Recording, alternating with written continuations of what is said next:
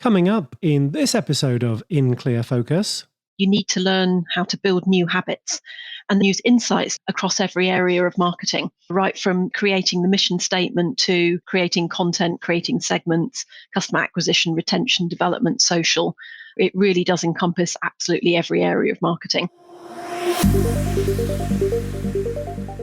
You're listening to In Clear Focus, fresh perspectives on the business of advertising, produced weekly by Big Eye, a strategy-led full-service creative agency growing brands for clients globally. Hello, I'm your host, Adrian Tennant, Chief Strategy Officer. Thank you for joining us. Today's episode is an encore of an episode from May of last year. Our guest was Dr. Christine Bailey, previously Chief Marketing Officer and Managing Director for the UK and Ireland with Valitor, a European payment solutions company. Today, Christine is Chief Marketing Officer of Passfort, a Moody's analytics company based in London. Christine has extensive experience in business-to-business marketing in technology and payments, including leading European marketing functions for Hewlett-Packard and Cisco systems. A respected thought leader and motivational speaker with 2 TEDx talks, she's been voted #1 woman in tech by B2B Marketing. She has a doctorate in customer insight from Cranfield School of Management and serves on several advisory boards. Christine is also the author of the book entitled Customer Insight Strategies: How to Understand Your Audience and Create Remarkable Marketing, published by Kogan Page. Christine joined us from her home office in Surrey, England, to talk about her book and how businesses can leverage customer insight. Christine, welcome to In Clear Focus. Thank you very much. It's a pleasure to be here. So, Christine, what prompted you to write this book? Well, Professor Moira Clark, who was a friend of mine, suggested doing a doctorate back in 2004. And that really sparked my passion for the topic of customer insight. And writing a book has always been on my bucket list. And I fully intended to write one when I published my doctorate back in 2008. But life had other plans at the time. But 12 years later, and I like to think this is a much better book, not least because customer insight is more mainstream now than it was in 2008. But I interviewed 33 marketing practitioners and academics from around the world who are all experts in their field. They generously shared their opinions and case studies, and it was really important to me that this was a book for practitioners by practitioners. Well, the title of the book is a clue. You believe that remarkable marketing is becoming increasingly elusive. So, Christine, why does marketing need to be remarkable? Well, I think as marketers, we all want to create extraordinary and memorable marketing. But as you said, remarkable marketing is becoming, increasingly elusive. Even before COVID hit, we were facing hyper-informed digital customers, tightening budgets, quarterly targets, stifling regulations.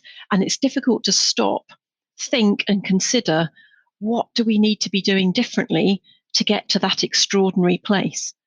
We are in the intelligent era, as you said in your intro. Deep customer insight needs to inform every move, and no more so than now when the world is constantly changing. And what customers thought yesterday might not be what they thought today, let alone last year. And, we've learned that the hard way with COVID, that customer behavior has changed so massively. We need to be constantly interpreting customer insights at an extraordinary rapid pace. And if you want to get into the habit of using customer insights to drive your marketing, it's not just something you could do once. You need to learn how to build new habits. And this book aims to help people understand how they can use insights literally across every area of marketing, right from creating the mission statement to creating content, creating segments, customer acquisition, retention, development, social. It really does encompass absolutely every area of marketing. Christine, what's your definition of customer insight? Customer insight results when you have analysis and interpretation of market, competitor, and customer data, behavior, and feedback. So the aim is to equip yourself with nuggets of information that will help you serve your customers better. They might entail a deep understanding of your customers' beliefs, needs, and their relationship with your brand, as well as the motivations, that's really key, underlying their buyer behavior. What characterizes an actionable insight? Good question. So the insight that's generated needs to result in a direct, a clear, and a meaningful action. Everybody's absolutely drowning in data. So for insights to be actionable, they should tell you something new rather than just confirming your existing knowledge. You can pretty much find a stat for anything if you want to just, prove your point. But the true insight is a finding that contradicts your knowledge. It might confirm or deny a suspicion that you have, but you're not actually sure, or it quantifies the importance of that piece of insight. So then an actionable insight can then either lead to adaptation or action within the organization or confirm that, in fact, no action is required. But the key is it must be something new. Many listeners will already be familiar with the ways in which primary and secondary research are used to inform business to consumer advertising. But in business to business marketing practice, where does customer insight typically originate? Well, in my doctorate, I found that organizations were collecting data across 5 main areas: competitors, customers, markets, employees, and channel partners. That was back in 2008. When I was writing the book now, I found that actually the categories are the same today, but there's a few crucial differences, how the world has evolved since 2008. So the first one is that 2/3 of the buying journey now happens online. Consequently, we've just got absolutely enormous volumes of digital footprint data. So how do we interpret that? The second key difference is that with more than 400 million people speaking to Siri and 500 million speaking to Google Assistant, we know that the world of typing and reading is transitioning to speaking and listening. So how do we capture that data? And finally, we can't deny the importance and the rise of artificial intelligence and machine learning that's being used more and more in marketing. How similar or different are the tools a researcher might use when compiling data for B2B marketing versus B2C?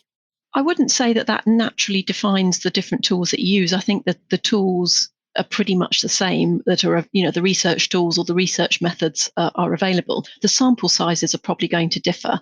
You typically have a much bigger sample size in B2C than you do in B2B, but it really depends, what it is you're trying to achieve and the best research method to achieve that. In customer insight strategies, you describe in detail 4 types of insight that marketers should prioritize as they review internal and external sources of data. These are market predictions, customer segments, propensity models, and customer analytics. Christine, what makes these 4 types of insights so useful in a business to business context? So if I start with the first one, market predictions, we've always used data to identify market sizes and opportunities, and that's traditionally been the domain of market research. But now what we've got is actual customer data to help make predictions, not just about the total market size and the current market share, but about their sales potential and the trends and the issues likely to affect their ability to achieve this potential. So that can really help drive strategic decisions about what markets to operate in and what products to develop. So rather than just designing great products and then deciding, whom to sell them to, you can do it the other way around. The second type is customer segments. I really think you can't create segments without customer insight. Your segmentation strategy is going to depend a lot on the type of business that you are and whether you're in B2C or B2B. So in B2C, you've probably segmented using demographics like affluence and life stage, attitudes, buyer behavior, geography, customer need. Whereas in B2B, you're more likely to segment according to the value of the customer, the size of the company, the type of company, the vertical sector, the type of relationship. But regardless of whether it's B2B or B2C, segmentation has evolved dramatically, and the days of spray and pray marketing are really long gone. So you need to be using digital footprint data, psychological profiling, customer journeys, intent data, and it's now possible to gain deep insight into your customers' behavior, wants, and needs, and that's vital in order to arrange them into distinct segments and target them with personalized messaging, digital advertising, content, etc. Christine, can you explain propensity models? Typically, propensity models will help you predict the behavior of your customer base. So you've identified the segments. How can you then predict the behavior? For example, the likelihood that a customer will respond to an offer, make a purchase, or churn. And they can also be used to build profiles of typical customers. So you can go and identify potential customers who've got a similar profile, and you can use them on their own, or you can use them in conjunction with other models. And some companies use literally thousands of models. It can get very complex. So, for example, a mobile phone company might predict which customers are going to churn or which are receptive to having an upgrade, or you could use them together. So which customers are likely to churn, but actually aren't likely to be receptive to an upgrade offer. You could also use them to predict next best action to take with the customer. So once they've done one thing, what's the next best thing to offer them? And the fourth item on your list is customer analytics. Why is that so important? We know how expensive it is to acquire a customer in the first place. It's anything between 5 and 25 times more expensive to acquire a customer than develop them and retain them. So let's do a good job of really understanding the customers, that we've already got, because they can also be a good proxy to figuring out, okay, we've got these customers, they look like this, let's go and find some more of them. Yeah, all sorts of things you can do with customer analytics, but that's the short version of those 4 different types. Let's take a short break. We'll be right back after these messages. I'm Seth Segura, VP and Creative Director at Big Eye. Every week, In Clear Focus addresses topics that impact our work as creative professionals. At Big Eye, we always put audiences first. For every engagement, we commit to really understanding our clients' prospects and customers. Through our own primary research, we capture valuable data about people's attitudes, behaviors, and motivations. These insights inform our strategy and guide our creative briefs. Clients see them brought to life in inspiring, imaginative, brand building, and persuasive activation campaigns. If you'd like to put Big Eye's audience-focused creative communications to work for your brand, please contact us. Email info@bigeyeagency.com. Big Eye, reaching the right people in the right place at the right time.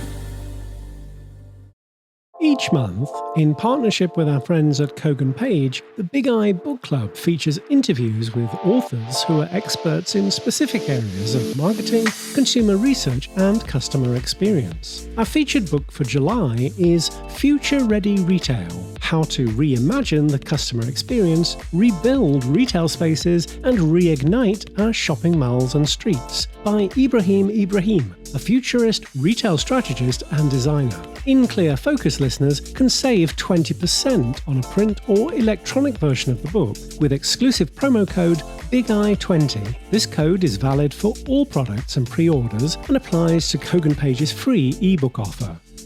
To order your copy of Future Ready Retail, go to koganpage.com. That's KOGANPAGE.com. Welcome back. You're listening to an Encore edition of In Clear Focus featuring Dr. Christine Bailey, the author of Customer Insight Strategies: How to Understand Your Audience and Create Remarkable Marketing. As an audience-focused agency, we're big proponents of buyer personas. So I was delighted to see you describe persona creation in the section on segmentation. In one of the case studies, you describe a mixed methods approach for Conduent, a provider of digital platforms for businesses and governments. One thing that stood out to me was the way in which the personas were validated and had psychological profiling data appended to them. Could you explain that to us?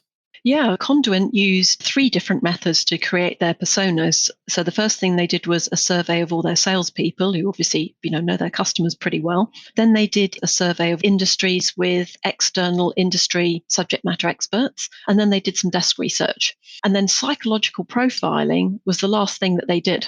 And there are a number of tools which run across social media which can be used to understand the persona of an individual. There's lots of different tools. They use one called DISC. That's an acronym for dominance, influence, steadiness, and conscientiousness. And they use that to understand the psychology of the personas they'd created. And what this does is helps you to figure out how to communicate with people using the right words and the phrases that will work for them. And then they also ran that tool against real people on LinkedIn who matched their personas. And this produced then these personality graphs for each individual, which they could then apply to the personas. And just for a bit of fun, he ran the DISC tool on me. And you can run it on yourself, and you can also run it on somebody that you want to approach in as a business development perspective. And the tool will tell you, based on their psychological profile, this is the best way to interact with them. And I have to say, it was scarily accurate. I love that. That's very ingenious. Christine, you also led the development of personas at Valitor. How did they ultimately inform your account-based marketing strategy? Well, we did a strategic insight study, which was a 4-stage process. First of all, it was interviewing internal stakeholders, then it was doing analysis of competitors' messaging, then we talked to payments experts, and then we did end customer interviews. And after step 3, so after we'd spoken to the industry experts, we created personas based on job roles. But in actual fact, after stage 4, which was the customer interviews, we realized that job roles wasn't actually the best identifier. And it was far more important to know how advanced companies were in their use of payments. So, in actual fact, we ended up with 3 typologies: customers who had low payment adoption, medium payment adoption, and high payment adoption. And what this really helped us with was our messaging and with our segmentation strategy. So we created an ICP, an ideal customer profile. We created a messaging house. We created the criteria for our target account program. And that also helped us to buy the right customer data and also to get our keywords right. Let's talk about branding and the role that customer insights can play here.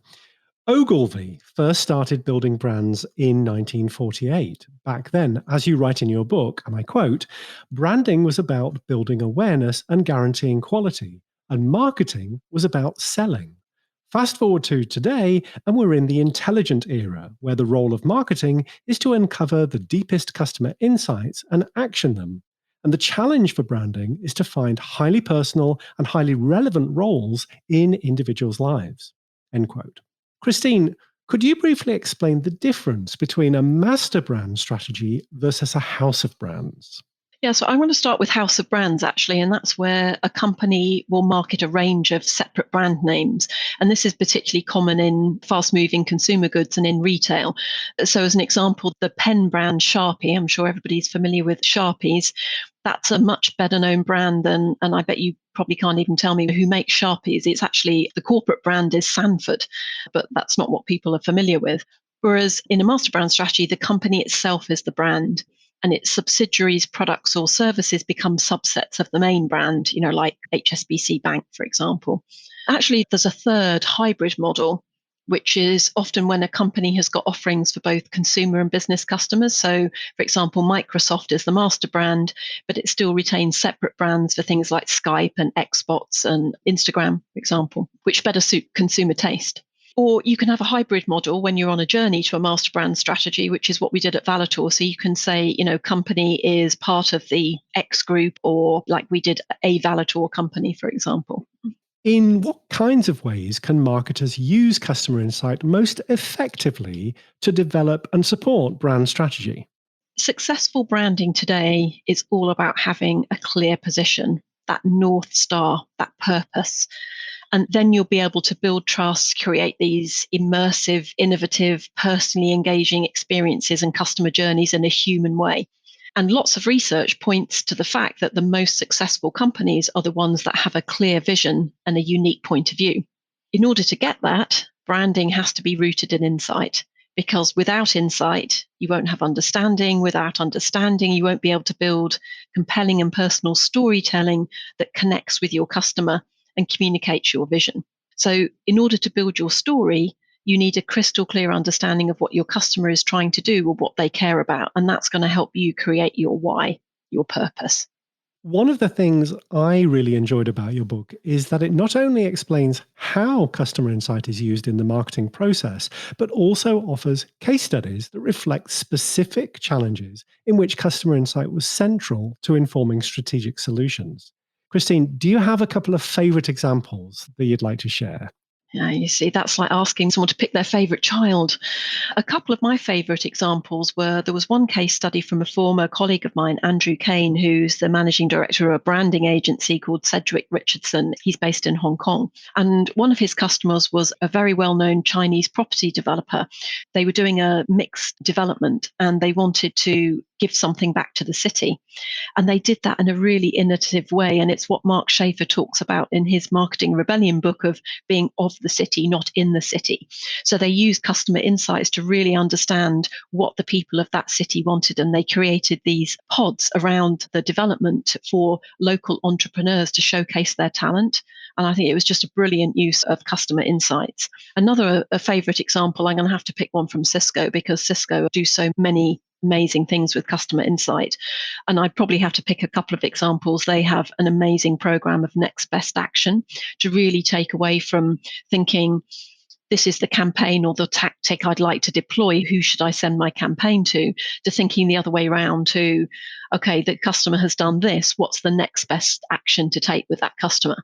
And I'm going to squeeze in another one from Cisco, which is when they were building the website for small customers, they had some customers behind a screen and they showed them the new website and they gave them some tasks and watched how they navigated through the website. And the journeys that people took through the website to complete the task was completely different to what they'd anticipated. And the things that they cared about were again different to what they'd anticipated. And also interesting to see where people are actually looking, where their eye gaze is, as opposed to where they're actually clicking their mouse. Christine, in your book's prologue, you advise readers to feed their brains. Why is that so critical for marketers? Well, as a marketer, you'll be extremely busy. Your days will be full, your task list will be long. So how do you get to that square in the Eisenhower box, which is important but not urgent, because we all tend to focus on the urgent but not important tasks. So how do we break free of our comfort zone? How do we get our brains into that place where we can get to the important but not urgent tasks? And feed your brain is one of those techniques, because the brain is a muscle. In order to get stronger, you need to train it. And our brains are capable of continual change. But in order to achieve this, they need to be continually challenged. And I'd normally recommend choosing something you wouldn't normally do. So if you normally read, then try a podcast, or it could be climbing a mountain or taking up a different sport, but just doing something a bit different that will help you get out of your comfort zone. In the book, you identify some of the organizational challenges and skill shortages that most commonly hold companies back. You also say that there's never been a more exciting or difficult time to be in marketing. What do you think should be marketers' top priorities when it comes to developing customer insight capabilities? I think there's probably three things I'd recommend. And the first one is every marketer needs to become more data competent. It's no longer something that should be left to the data scientists. And the democratization of analytics tools and the technology means that any marketer can get insights and analytics at the click of a button. It's lazy just to think that you can leave that to the data scientists. Everybody needs to be becoming more data competent. The second thing I would say is always consider the problem you're trying to solve or the question you want to ask before deciding on what technology you're going to use. There's 8,000 different types of marketing technologies, according to Scott Brinker. Don't get sucked into the hype of the technology. Really think about what problem it is you're trying to solve. And the third thing I would say is be curious. Keep asking questions, keep experimenting. If something doesn't seem right, ask more questions. And I laugh myself when sometimes I still listen to my sat nav or my GPS and it's telling me to go away and I'm thinking that's not the right way and I follow it anyway. Why do you do that? Listen to your intuition. So if the data is telling you something unusual, for goodness sake, ask some more questions. Don't just blindly assume what your data is telling you. Christine, you were voted #1 woman in tech by B2B Marketing, and I know you've been very involved with various special interest groups within the industry. Are you optimistic that women can break that glass ceiling that seems to exist in the marketing technology field? Well, I'm an optimist, so of course I'm always going to be optimistic, but I'm not going to say that it's easy. I'd strongly recommend finding your tribe. There's nothing more powerful than women supporting other women. And, there's plenty of networks that you can find of like-minded women. And I'm an advisor on the European Women in Payments Network, for example, but there's lots of fantastic networks for women. I'd also recommend getting a mentor or a sponsor, somebody who's going to be your champion. I used to lead Connected Women globally for Cisco, and we used to run a conference to celebrate International Women's Day. And the theme this year was choose to challenge, because with challenge comes change. And if challenging others feels too confrontational, then a great place to start is by challenging yourself. Ask a different question. Instead of who's going to let me, ask who's going to stop me. And don't ask permission, beg forgiveness. And try and see things from a different perspective. I have a story of when my daughter was 4 years old and she was in nursery. And I arrived to collect her in the evening, and the nursery principal took me aside and she said, just thought you'd like to know that we asked all the children what they'd like to be when they grow up. Most people said they wanted to be a doctor or a nurse or a fireman. And I said, oh, what did my daughter say? And she said, I want to be in charge. And I thought, yes, go girl, different perspective. Don't go with the conventional. Challenge ourselves to have that different perspective. That's great. In a profession that is increasingly reliant upon technology, how do you think the role of the marketer will evolve over the next few years? Well, there's no denying the importance of technology to marketing. And as I said earlier, it's very important that we become more data competent. And if we're going to succeed, we need to find ways to leverage this ever increasing mountain of technology at our disposal. And organizations definitely need people who know how to use technologies in their teams and how to integrate them with existing tools and processes. And we've got to move away from these data silos and really have integrated data and a single view of the customer. But this is not something to be afraid of. And it actually frees up marketers to be creative. As I said earlier, the democratization of these tools make them affordable and very usable. So everybody can have these simple insights at the click of a button, and we can use that time to be more creative. And the other big benefit is that artificial intelligence and machine learning take the guesswork out of marketing, because let's face it, we're always experimenting. So it's providing that evidence and the data and the insights so that we can make marketing more scientific, more credible, more foolproof. Christine, away from work, what inspires you? Are you a reader, a podcast listener, a music fan?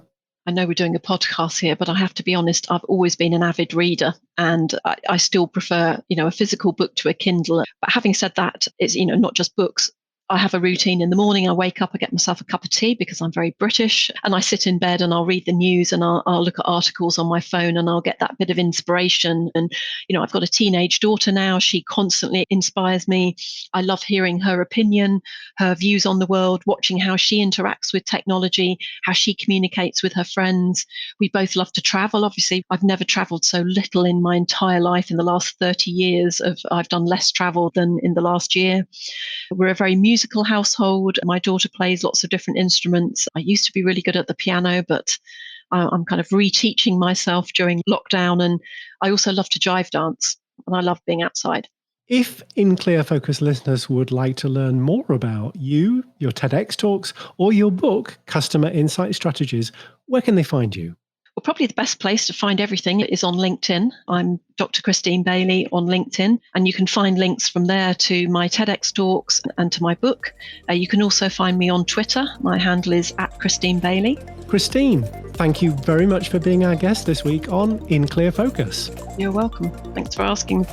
Thanks again to my guest featured in this week's Encore episode, Dr. Christine Bailey. If you'd like to purchase a copy of Christine's book, Customer Insight Strategies, you can claim a 20% discount when you order directly from the publisher's website at koganpage.com. Just use the promo code BIGEYE20 at the checkout.